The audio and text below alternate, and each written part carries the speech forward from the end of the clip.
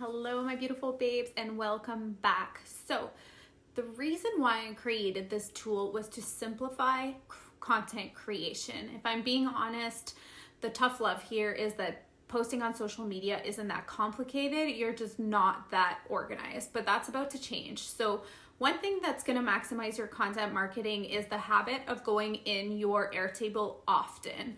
Think about all of the bookmarks you have on Instagram, the notes you have on like random pieces of paper everywhere in your office, and like the random thoughts you've jotted down in like your notes app or whatever you use on your phone. I bet that you have so many ideas, but they're just sprinkled around like confetti. So when you come to sit down and create content, you're overwhelmed and scrambling and trying to think where you saved that one article that you might have gotten through email subscription last month. So it's just all over the place. Does that sound familiar? Probably. I've been there too, so it's okay. But this will soon be a thing of the past because everything will live inside of your Airtable. Let me show you how it works. Okay, so let me explain how I use this tool to give me ideas on how to create content and how to really maximize this tool for content creation. So, true story, I get off a client call, and during the client call, my client obviously goes, okay, like I have a little bit of fear behind posting. What can I do? Blah, blah, blah. So she's talking about this. We go through the pain point, we come up with a solution, coach her through it. So, what I do after a client call is okay, first you got to think if one client is having this problem, most likely other people in your target market are probably having the same issue. If it's something that you get over and over again, then you definitely know that this is an issue. Fear behind posting is definitely a frequently asked questions when it comes to social media, and people have a tendency to be afraid of posting because they're afraid of being judged or they're afraid that people will disagree with them. So what I do after a client call is I will take the time to sit down, go into my frequently asked question tab and really think about, okay, what did she ask? So she was like, her struggle here is I am afraid of posting. Goals and desires. Obviously, she wants more reach, bigger impact on social media. Frequently asked question. This is like kind of not a question, but fear of posting can go in here. Objections, fears. So she was afraid of judgment, afraid or like people disagreeing with her.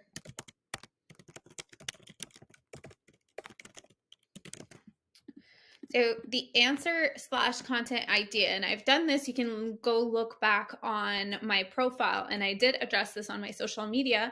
And the fact is people are going to disagree with you. People are going to have different views as you, and that's okay. And the thing that you need to remember is you need to be posting what matters to you most, what your values are, in order to build your brand, have a good brand identity, and also kind of weed out those people that are not your ideal clients. Because realistically speaking, if someone doesn't agree with your viewpoint or doesn't agree with what you're saying, they're probably not your ideal client anyways. So that's okay. Weeding out people is a good thing. So just post it anyways.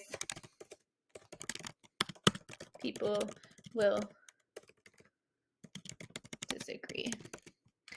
So you essentially have a frequently asked question that is a post idea right in here. You can use the in process or used tab here to kind of stay up to date on if you've used it, if you've not used it. And then this is where we're going to get into the repurposing at a later time.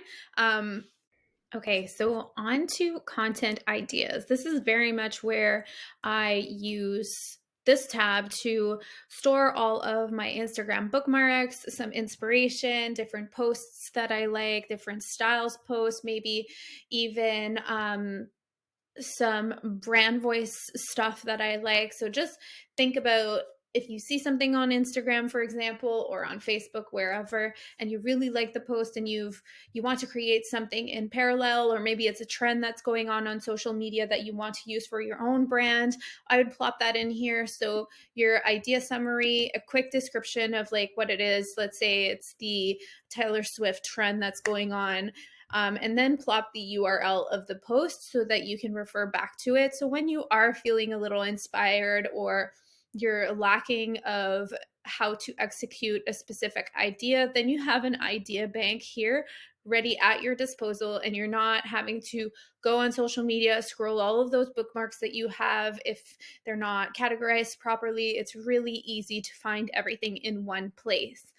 Now, the last one that we have here is the important articles. So what I use this most likely for is either links that I get through email marketing, or even blog posts, or pretty much longer articles type posts to that might have like insightful information to either use into a post. Let's say if you're a mindset coach and there's an article about like gratitude and the benefits of gratitude, like some important article that would have great information for you to pull from to add into a social media post, I would use that here.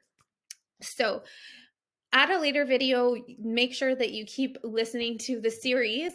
We will be talking about how to repurpose these, and you will see that these tabs are going to be a great way for you to, one, get inspired, but also have a plethora of different ideas for you to pull from, either when you're not feeling inspired or simply when you're trying to create content. So stay tuned for those, and I will see you soon.